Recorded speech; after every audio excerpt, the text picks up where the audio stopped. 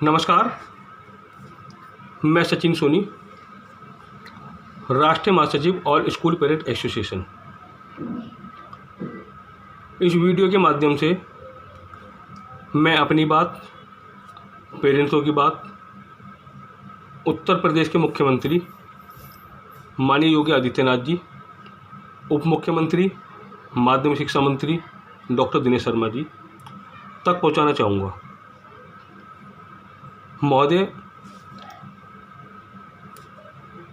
Corona संक्रमण के कारण देश भर में जो लॉकडाउन लगा है, इसमें आम आदमी की स्थिति बहुत ज़्यादा ख़राब हो गई है। नौकरी पेशा, दुकानदार, छोटा व्यापारी, सभी लोग लॉकडाउन अवधि में तो चिंतित हैं ही, लेकिन लॉकडाउन अवधि के बाद की जो स्थिति होने वाली है उसे लेकर भी बहुत ज़्यादा चिंतित हैं। पता नहीं उन लोगों की नौकरी रहेगी नहीं रहेगी, व्यापार में क्या स्थिति बनेगी क्या नहीं बनेगी। एक बहुत बड़ा चिंता का विषय ये सभी लोगों में इस समय है।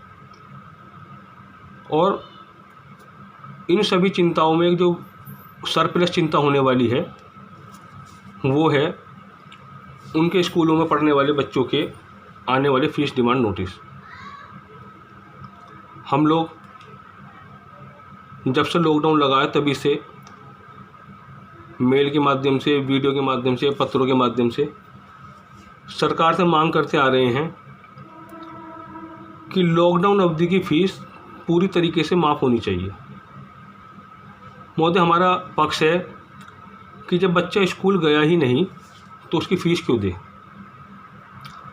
हमारी मांग पर शासन ने भी, जिलाधिकारी ने भी और मानव संसाधन विकास मंत्री जी ने भी स्कूलों से रिक्वेस्ट करी है कि आप लॉकडाउन अवधि में फ़ीस ना लें, आप मासिक फ़ीस लें और जो आपके स्कूल के टीचर्स कर्मचारी हैं आप उनका वेतन उनको जारी करें। बड़े अफसोस के साथ बताना पड़ रहा है कि इसके बाद भी अधिकतर स्कूल लगातार शासनादेश होने के बाद भी अपने पेरेंट्स को नोटिस भेज रहे हैं और उनको फ़ीस जमा करने के लिए बाध्य कर रहे हैं। वो तो बड़ा चिंताजनक है।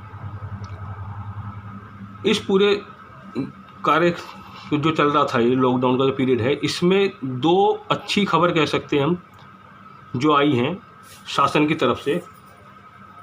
उसमें एक ही आया है कि आपको ट्रांसपोर्ट चार्ज नहीं देना, और दूसरा कल ही आया हमारे मुख्यमंत्री शासन से कि जो वर्ष 2020-21 का जो सत्र है उसमें फ़ीस वृद्धि नहीं करी जाएगी।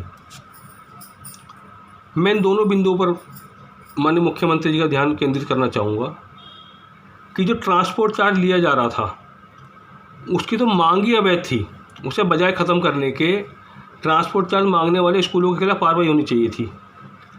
मान्यवर, जब रिजर्व बैंक ने कह दिया कि सभी को बोल दिया कि आपकी EMI जो है वो 3 महीने के लिए स्थगित कर दी गई है, उसके बाद भी जो ट्रांसपोर्ट चार्ज की डिमांड करना, जो स्कूल कॉलेज के नाम बसें होती हैं उनको कोई टैक्स नहीं होता, वो वन टाइम टैक्स होती हैं।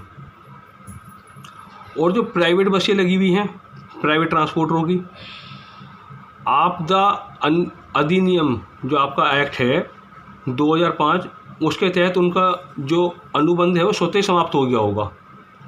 तो लिहाजा जो आपके स्कूल के नाम बस थी उसका आपको जो है उसका भी कोई देनदारी नहीं है, और जो ट्रांसपोर्टर से आपके यहाँ बस लगी हुई थी उसकी भी कोई देनदारी आपको किसी को नहीं देनी।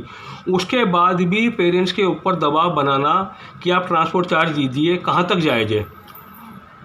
दूसरा, जो फीस वृद्धि पर जो रोक लगाई गई शासन की तरफ से, मैं इसका व्यक्तिगत तौर पर भी, पेरेंट्स की तरफ से भी, अपनी एसोसिएशन की तरफ से भी इसका मैं तहे दिल से आभारी हूँ मुख्यमंत्री जी का कि आपने एक ऐसा निर्णय लिया। मगर मान्यवर, मैं आपको ज्ञात दिलाना चाहूँगा कि आप ही की सरकार ने पेरेंट्स को एक बहुत बड़ी राहत दी थी फीस वृद्धि के नाम पर। आप ही ने एक ऐसा एक्ट बनाया है जो आपका एक्ट है फीस निर्धारण का एक्ट, उसमें कोई भी स्कूल केवल CPI + 5% या टीचर की जो सैलरी है वो इंक्रीमेंट, इनको जोड़ने पर जो भी कम आएगा उसके आधार पर आपको फ़ीस की वृद्धि करनी है।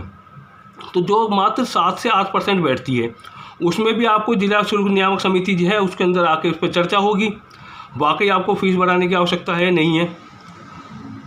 तो जो फीस जिसका यही नहीं पता था कि बढ़ेगी नहीं बढ़ेगी, उस फीस को आपने वृद्धि को रोककर पेरेंट्स को एक बहुत बड़ी राहत दे दी, मगर जो है लेकिन वो वाकई राहत देने लायक थी या नहीं थी, इस पर भी विचार किया जाना अनिवार्य है। महोदय, ट्रांसपोर्ट चार्ज और फीस वृद्धि ये तो दोनों ही शुद्ध रूप से अवैध थे।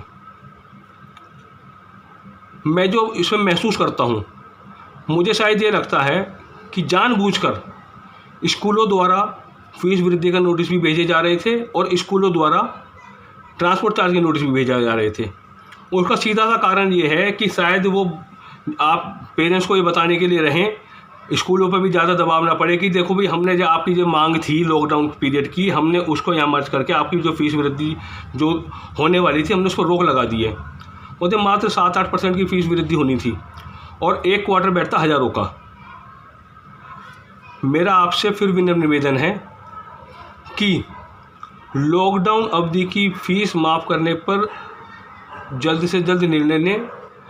ये उत्तर प्रदेश के सभी पेरेंट्स के लिए बहुत अनिवार्य है। आप हकीकत मानिए, व्यापारी, दुकानदार, किसान, नौकरी पेशा सभी लोग बड़े टूट चुके हैं।